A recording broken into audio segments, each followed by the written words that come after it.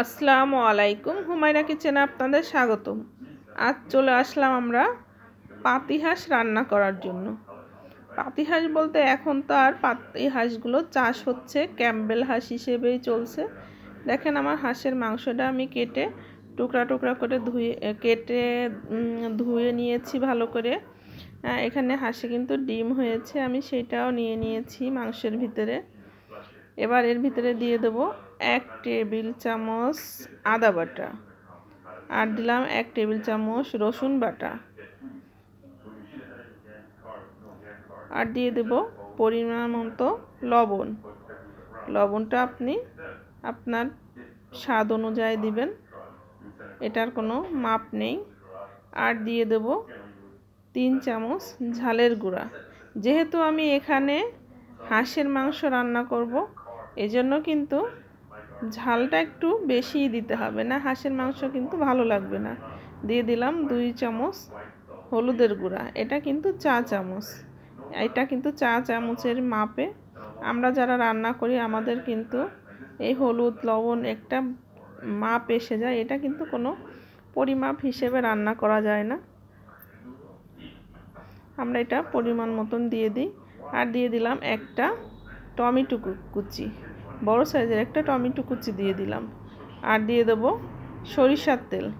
হাঁসের মাংস রান্না করার সময় অবশ্যই সরিষার তেল দিয়ে মাংসটা আগে থেকে একটু মাখিয়ে রাখবেন, তাহলে কিন্তু হাঁসের মাংসটা খেতে স্বাদ লাগে।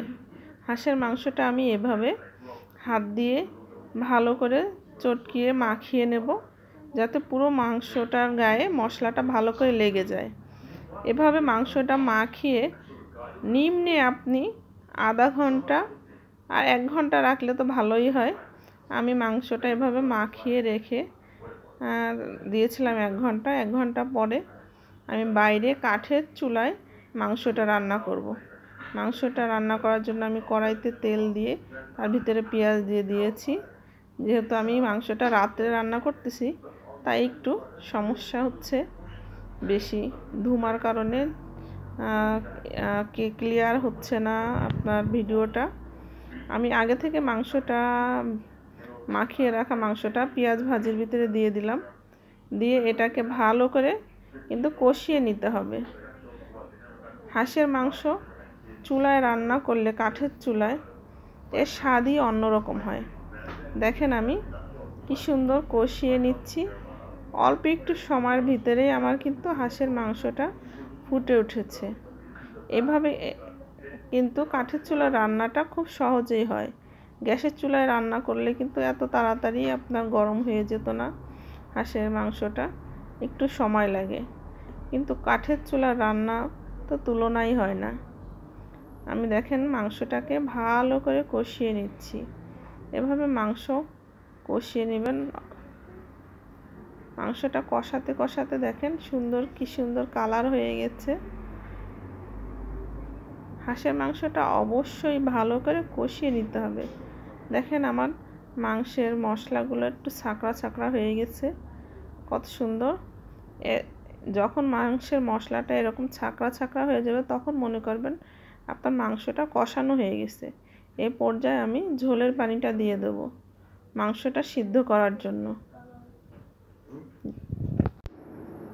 মাংসের ভিতরে ঝোলের পানি দিয়ে আমি এবার দেখেন মাংসটা ফুটে উঠেছে। ঝোলের পানিটা নেড়ে চেড়ে মিশিয়ে দিয়ে আমি খানিকক্ষণ এটাকে রান্না করে নেব। আমার যখন ঝোলের পানিটা একটু কমে এসেছে, তখন আমি এর ভিতরে আগে থেকে কেটে রাখা আলুগুলো দিয়ে দেব। এখানে কিন্তু বেশি আলু দেওয়া যাবে না, যেহেতু হাঁসের মাংস আমার বাচ্চারা খেতে পছন্দ করে, এই জন্য আমি কয়েক টুকরাই আলু দিয়েছি। দেখেন হাঁসের মাংসটা কত সুন্দর রান্না হয়েছে। এভাবে হাঁসের মাংসটা রান্না করে খেলে খুবই ভালো লাগে। দেখেন মাংসটা কত সুন্দর একটা কালার এসেছে, একটা লোভনীয় কালার এসেছে। এভাবে হাঁসের মাংস রান্না করে খেয়ে দেখবেন, আশা করি আপনাদের কাছে ভালো লাগবে। আজকের মতো এই পর্যন্ত। ভালো থাকবেন, সুস্থ থাকবেন। আল্লাহ হাফেজ।